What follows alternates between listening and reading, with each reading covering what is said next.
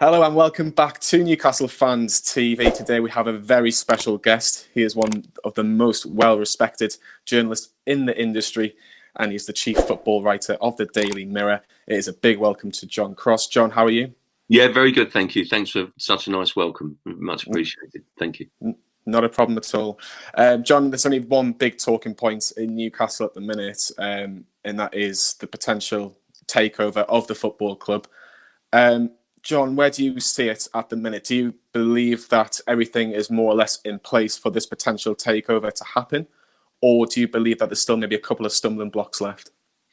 Well, I think that everything's in place clearly for the takeover to happen, but the stumbling blocks are clear in that basically it just has to be approved by the Premier League and to go through all its kind of tests and examinations basically. I mean, it's pretty clear what that centres on. I mean, there's been a lot of talk about the sort of kind of human rights issue for a start, which I think clearly, is a debate, clearly will be an issue for many. But I'm not so sure it is really for the Premier League. I think the Premier League is much more centering on, the Saudi TV rights issue, and particularly the sort of the clash with beIN Sports. So I do think that's the issue that they have to overcome. I think a lot of people were writing, in sort of mid-April, weren't they? Basically, that the sort of the takeover would be completed by the end of the month, and I, for one, would have fully expected it to have completed by now. So there clearly are issues to be examined. There are sort of kind of legal debates to be had, and it's probably come at a terrible time really to be having those debates within the kind of the Premier League, simply because Project Restart is taking up obviously so much time and so much of their kind of energy and knowledge at the moment. So it does seem to have dragged somewhat, which would raise a few alarm bells. But do you know what? I still think it will go through. Is it because maybe the Premier League and the director's test, it doesn't really say that they've done a lot wrong, or is it just a general feeling between everybody, or all the journalists are kind of believing that there's not really a massive factor to say that Newcastle can't have this takeover? No, it's not that. It's much more about the ownership tests. Look, at the key point of this, what I've been told is that the dispute with beIN Sports and the the Saudi broadcast is something very acute for that particular area. So you could dismiss it as kind of being something that's a very sort of kind of localized dispute, if you like, but it's much more than that. It's basically it's the Premier League having their subscription, having rights that they've sold to beIN Sports being blocked by the Saudis, and that's one thing. But what the issue, as I understand it, is that the Premier League have obviously complained about the issue. They've then tried to take legal action against the issue, but they've been blocked from doing so because of Saudi law, and effectively English law doesn't stand up in Saudi Arabia, and that is at the heart of it. So if you then have an issue after Newcastle were taken over and the Premier League has no legal jurisdiction in Saudi Arabia, that, for me, as I understand it, is the biggest single issue. So they are saying, how do we overcome this? What do we do about it? I mean, if you think about it logically here, I've seen it said that basically the clubs could gang up and block it. Well, that being the case, I don't know that any club previously would have accepted Man City or Chelsea or anything like that. Do you see what I mean? I mean, I think the club, you surely cannot allow clubs to gang up and get together to stop a takeover. Otherwise, that would be at the heart of everything, wrong in kind of, football clubs being able to monopolise and utilise their own strengths in the Premier League.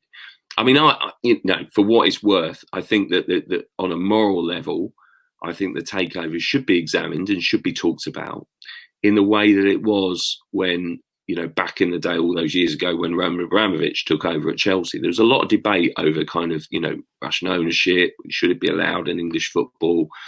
Similarly, also Man City. And I also think that, what people overlook on that is that, and this is the point I'm trying to sort of kind of actually put across on sort of the Sunday Supplement a few weeks ago. I actually think that Chelsea have been brilliant for English football. I also think that Manchester City are, they've taken their game to a whole new level. And when you look at what they've done for the surrounding area of Manchester and around that stadium, around the Etihad, it's phenomenal. They've transformed the area. It's a real positive. Of course, you have to balance that, against any kind of human rights issue, and that will be the case again for Newcastle. But I just do feel, how can we judge, sometimes human rights issues when counterclaims are sort of aimed and levelled at the British government and our way of life? To me, I've read all the compelling arguments, all the letters of relatives. I've read sort of Amnesty International, everything like that, and it really does. It's really heartrending, and it's very emotional, and it's very clear. And I'm sure a lot of Newcastle fans will be respectful of that, and so they should be. But is that something that effectively is going to stop what is a business transaction for an English football club? Well, I don't know that you can argue that if you are doing business deals on other levels and in other aspects and areas. So, I feel that for me, as I understand it, the biggest single issue, the biggest obstacle at the moment is that TV rights issue. If it's to be stopped, and I go back to the fact, I think it will go through eventually, but if it's to be stopped, it will be on the TV rights issue in my mind. Yeah, you've obviously gone through a couple of big talking points, John, about obviously there being sports, and there's been a lot of, I think, debate amongst journalists, to say the least, about this takeover. Obviously, there's Miguel Delaney's been getting a lot of criticism from Newcastle fans in particular.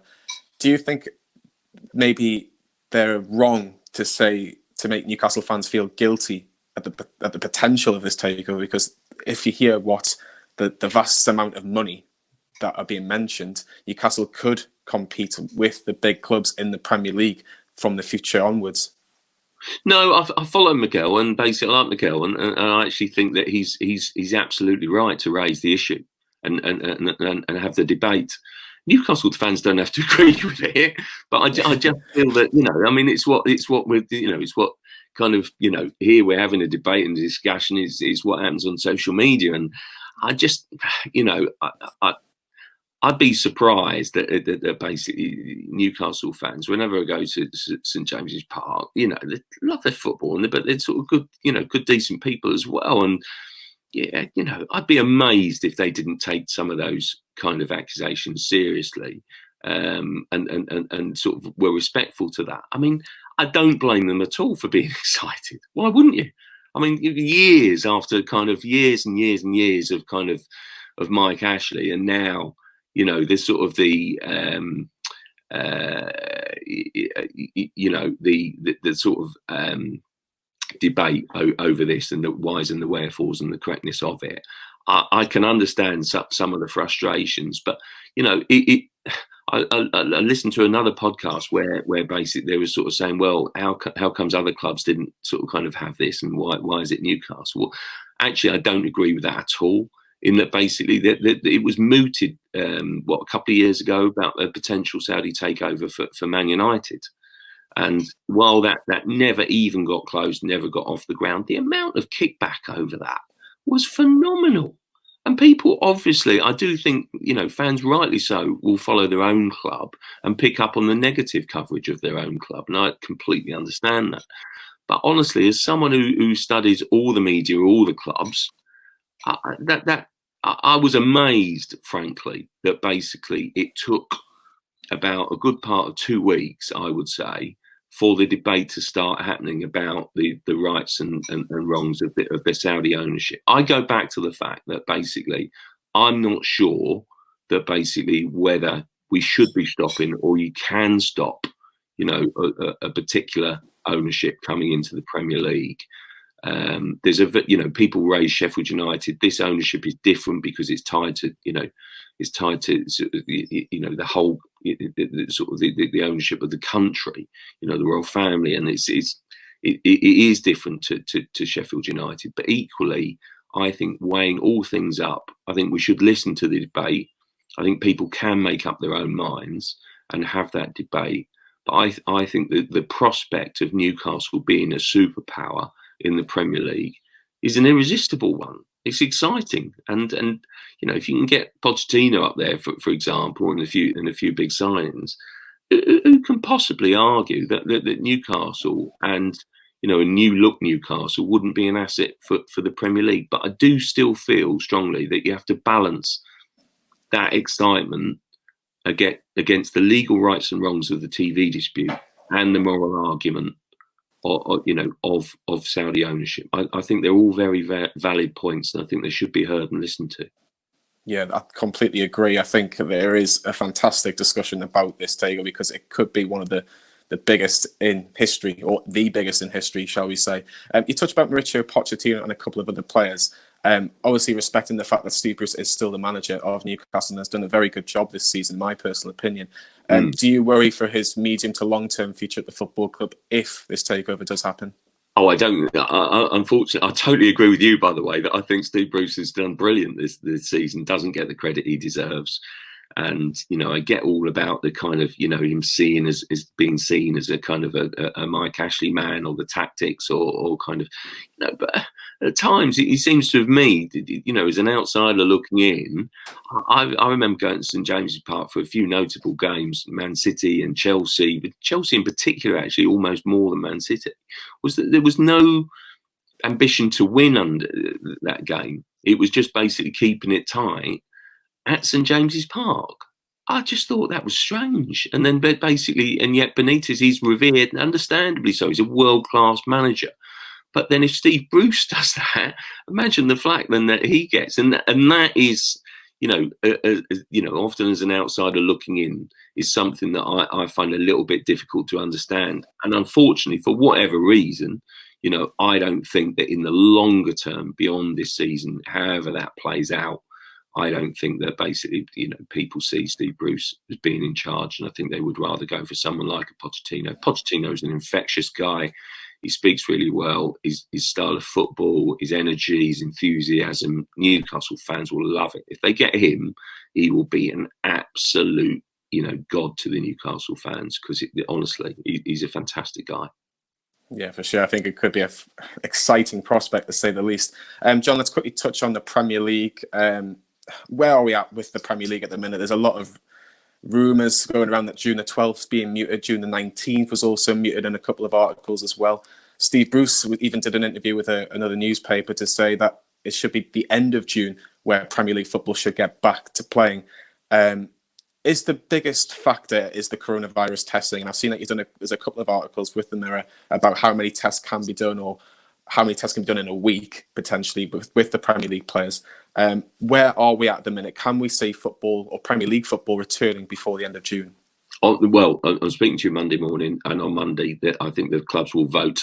I think it will be unanimous as well, that basically that they return to the first phase of training.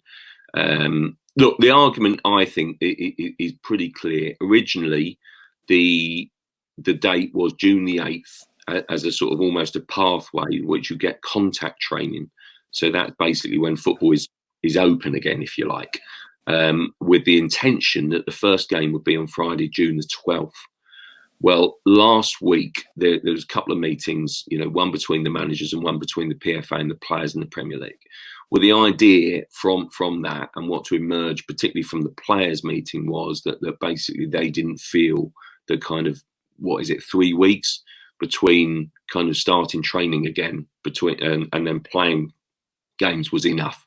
So it was an open-ended discussion that basically then, it's pretty accepted that the first date back would be June the 19th. So I would look now to June the 19th. So when Steve Bruce was talking about that, I was a bit surprised then that basically, you know, he wasn't sort of acknowledging that basically we'll probably be back on June the 19th anyway.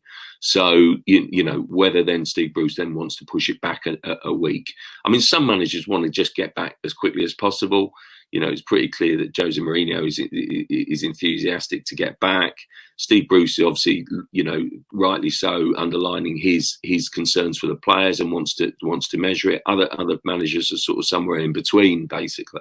And I just think you have to strike that right balance. So I think Steve Bruce has probably got it absolutely bang on. That basically, if you know, returning to June the 19th or even potentially later, I think would be a good idea. But bearing in mind, most clubs have got 9 games, some have got 10. They're looking to do it in 6 weeks. It doesn't give you much leeway if you're doing it June the 26th. So I would be sure that June the 19th would be now the Premier League's preferred date.